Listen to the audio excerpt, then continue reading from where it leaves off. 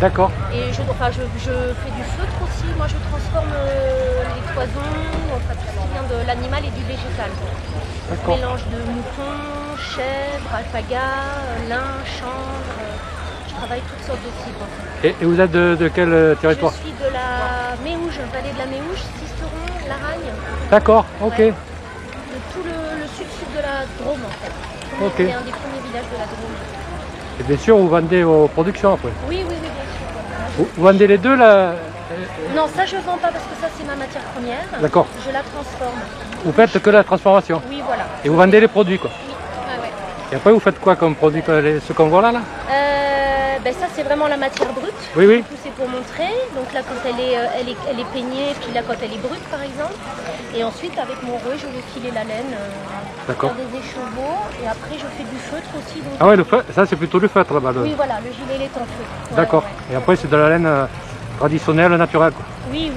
Ouais. Ça c'est des produits naturels, ça en... Il y a quand même des traitements, ça dépend desquels en fait, c'est pour ça que j'ai amené différentes choses. Tout ce qui est végétal, il y a quand même des traitements parce que le lin, le chanvre, il y a plusieurs étapes en fait.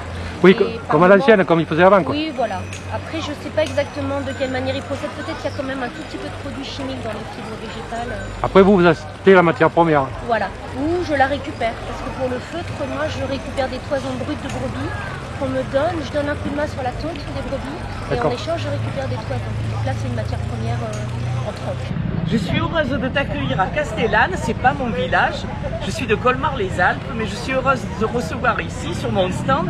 Alors, comme tu le sais, ça je te l'avais déjà présenté, c'est l'histoire de la transhumance que j'avais écrit pour Évindran, qui est une fête que nous faisons à Colmar-les-Alpes toutes les années, le premier week-end de la Toussaint.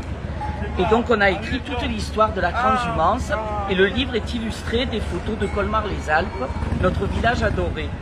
Et là, nous avons eu l'idée avec Jean-Louis Cornille de faire une petite initiation à la langue provençale. Alors, en avril, nous avons commencé par la Reims et Boulez-Bain.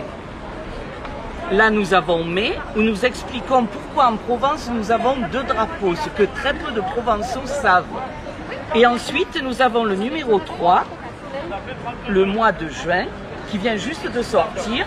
Le mois de juin parle beaucoup des prononciations, des accents et beaucoup de vocabulaire. Et le mois de juillet qui va sortir parlera de la reine Jeanne. La reine Jeanne était la comtesse de Provence et reine de Naples. Et elle a été la reine adulée par les Provençaux. Tous les Provençaux ont été fous de la reine Jeanne. Et elle a laissé dans les mémoires des Provençaux un souvenir inoubliable. Voilà, donc ce sera le numéro de juillet. De juillet. Et là, l'idée est venue comment avec Jean-Louis de parler du vocabulaire qui est une idée intéressante. Tu sais, on avait envie de parler dans la rue, de parler en provençal. Et on s'est dit, mais en fait, on parle qu'entre nous. Et si on initiait un peu les gens du village au provençal? Et on a commencé le numéro 1. Tout le monde nous en a demandé. On s'est dit, bon, on va faire le 2. Et chaque fois que je vais au marché, tous les gens me disent « Et alors, le prochain numéro, il sort quand ?» Et j'ai l'impression que c'est un grand succès. Et donc, Magali, notre mère, a décidé d'en faire un petit livre, peut-être, que nous allons faire au bout des 12 numéros. On fera un livre sur Par la Reine. Voilà. Et là, tous ces ouvrages sont à l'office de tourisme. Oui, tout ça, c'est gratuitement, non, les Par la Reine sont gratuits à l'office du tourisme, au Pléiade, à la librairie et dans beaucoup de commerces de Colmar-les-Alpes. De Colmar-les-Alpes, voilà. Si les gens veulent se les procurer, ils montent à Colmar. Voilà. Ou alors ils me joignent sur mail aline.marengo@me.com. Voilà. Alors, je leur envoie. Pour le moment, c'est un franc succès, quoi. Un franc succès. Je ne m'attendais pas à ça. Je m'aperçois que beaucoup de gens aimeraient connaître le provençal et sont vraiment très envieux de parler provençal et de connaître la langue provençale. Oui, et là comme c'est... ça sort petit à petit, les gens ont le temps de s'approprier le vocabulaire qui est très riche en provençal, quand même. Le provençal vient du latin, c'est du bas latin, et c'est entre le français et le latin. Voilà. Oui, c'est une langue parlante, quoi. Voilà. Tout à fait. Alors beaucoup de gens me disent « Oh, mais moi je le parle ». Mais est-ce que vous l'écrivez? Ah non, il y a très peu de gens qui l'écrivent. Oui, l'écriture est quand même un peu ardue si on ne pratique pas. Les conjugaisons sont très dures. Les conjugaisons sont les mêmes que le latin. C'est des conjugaisons très très dures. Et nos ancêtres, les Provençaux, parlaient avec les subjonctifs énormément. Oui, alors c'est... Et voilà. À l'Anquevin, Siliciam Pamaï, que les Ciguins Pamens, Ciguin, c'était un subjonctif. Et nos ancêtres ne savaient même pas qu'ils employaient le subjonctif. Oui, voilà. Non, il faut pratiquer pour vraiment être pointu là-dessus. Et oui. Mais surtout que chaque village, normalement, a des mots différents. Tout à fait. Moi, je suis des Arcs sur Argent au départ. Et c'est pas du tout la même langue qu'à Colmar. Enfin, c'est la même langue. Oui, mais il y a des mots qui diffèrent. Des mots, par exemple, dans le Var, la nuit, on dit la nuette. À Colmar, on dit la nuetche. Les chèvres, on dit... Oui, bien sûr. Les chèvres, les cabres. À Colmar, les tchabres. Et oui, voilà. Tout est différent. Tout est différent. Ils mettent beaucoup de che à Colmar, de z. Voilà.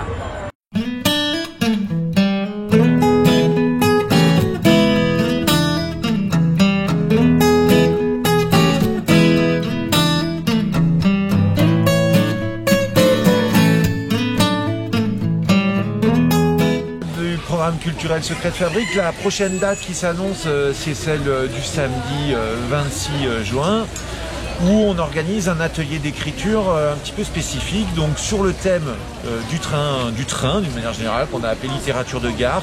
Cet atelier se déroulera en halte de Péresque avec une médiatrice, une personne qui sera là pour accompagner les participants. Il nous reste encore quelques places, donc n'hésitez pas à vous inscrire. L'idée, c'est qu'on prenne le train en fin de matinée avec un petit pique-nique. Le train nous emmène en halte de Péresque dans un lieu qui est assez éloigné, à pied, qui est assez isolé. Et ensuite, il est possible donc on passe la journée, l'atelier se passe et on revient par le train suivant qui nous en ramène en gare de Touramont. Voilà, donc si ça vous intéresse, n'hésitez pas à vous inscrire. Alors je vais vous donner le numéro 06 79 01 78 25. Et le lendemain, ou la veille plutôt, parce que c'est le vendredi, une date très intéressante, c'est une conférence qui aura lieu à Anote, toujours sur le train d'Épingle, grâce à le conférencier Philippe Thomassin de l'écomusée de la Roudoule, qui va nous proposer une conférence intitulée « Le train fait son cinéma ». Et en fait, il s'agit d'une conférence sur tous les films qui ont été tournés autour de la ligne des chemins de fer de Provence avec de très nombreux extraits vidéo. Et c'est très rigolo parce qu'il y a énormément de films, parfois plus ou moins anciens, et qui sont souvent des navets, donc on rigole beaucoup devant les extraits vidéo et c'est assez savoureux comme conférence. Donc voilà, pareil, sur réservation à Anote, le vendredi 25 à 18 h en salle des fêtes. Et les musées vont bientôt rouvrir alors les musées sont ouverts jusqu'à fin juin sur réservation, en visite guidée, les mercredis et les samedis. Et ils vont réouvrir tous les jours ou presque à partir du 1er juillet. Donc quand je dis tous les jours ou presque, c'est-à-dire tous les jours sauf le lundi. Voilà. Là, les expositions sont prêtes sur les deux musées. Exactement, les deux musées sont vraiment prêts à accueillir tout le monde. Une exposition très importante à la Minoterie cette année. On accueille un artiste de renommée internationale qui est Georges Rousse. Son travail, c'est l'anamorphose, c'est-à-dire par le biais de la photographie, c'est avant tout un photographe. Il arrive à transformer l'espace et on voit toute son installation et tout son travail préparatoire à la photo dans notre grande salle d'exposition. C'est vraiment quelque chose à ne pas rater jusqu'au 30 septembre. Et voilà, c'est très ambitieux pour le territoire et c'est vraiment quelque chose à ne pas manquer si vous avez la possibilité de le voir. Oui, donc à Barème, plein de nouveautés, dans le jardin notamment, avec notre première exposition temporaire. Alors c'est une exposition sur bâche, mais il y a vraiment du contenu accessible sur smartphone et tablette grâce à des QR codes. Et une magnifique expo sur les insectes. Voilà, notre première exposition temporaire dans le jardin du musée. Une nouvelle exposition permanente dans le jardin du musée également, dans le jardin des plantes à parfum aromatiques et médicinales, qui est une exposition sur les plantes à parfum aromatiques et médicinales. Et toujours bien sûr la distillerie et son musée à découvrir.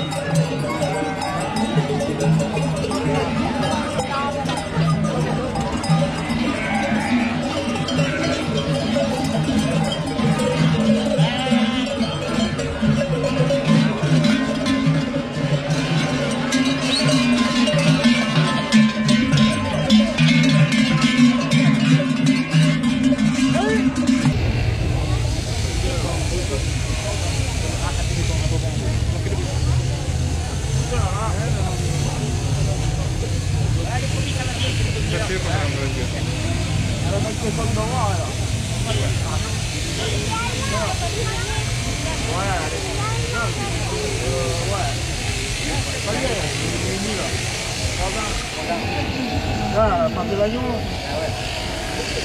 Elle a sauté, c'est pour ça qu'elle a sauté dessus.